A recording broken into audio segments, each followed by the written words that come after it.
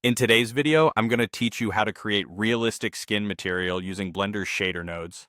Whether you're working on a character model or just want to improve your material workflow, these steps will help you add lifelike textures and details.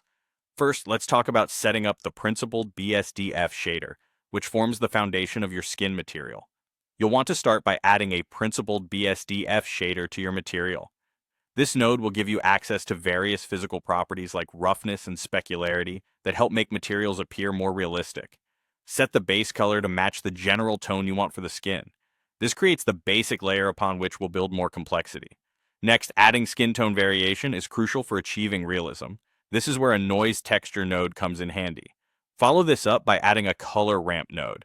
Now, if you plug the factor output from your noise texture into the factor input of your color ramp, you can start to create variations in skin tone. Adjust the colors on this color ramp to match the range of hues you want in your material. You can plug the color output directly into the base color of the principled BSDF, or use it to mix other color variations. This subtle variation in tone helps imitate the complex nature of real human skin.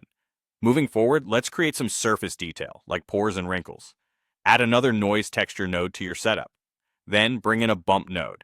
Connect the factor output of the noise texture to the height input of the bump node.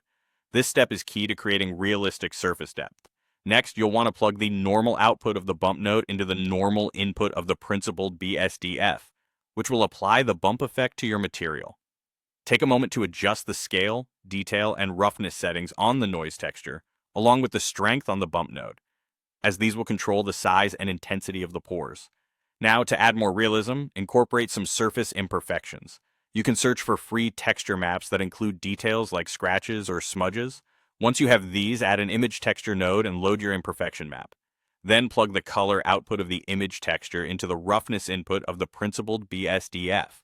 This will effectively break up the uniform shine, adding an extra layer of authenticity. If you wish, you can connect this image texture to another bump node, linking it to the principled BSDF's normal to introduce a subtle yet convincing surface texture.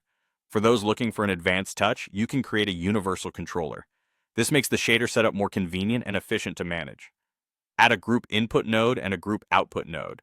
Connect various outputs like scales from the noise texture or sliders from the color ramp to the group input. Then, in the node size group panel, create input fields and name them descriptively, such as pore scale or vein bump strength. With this setup, you can easily adjust all parameters from a single interface, making your material much more manageable, especially when following along with similar tutorials.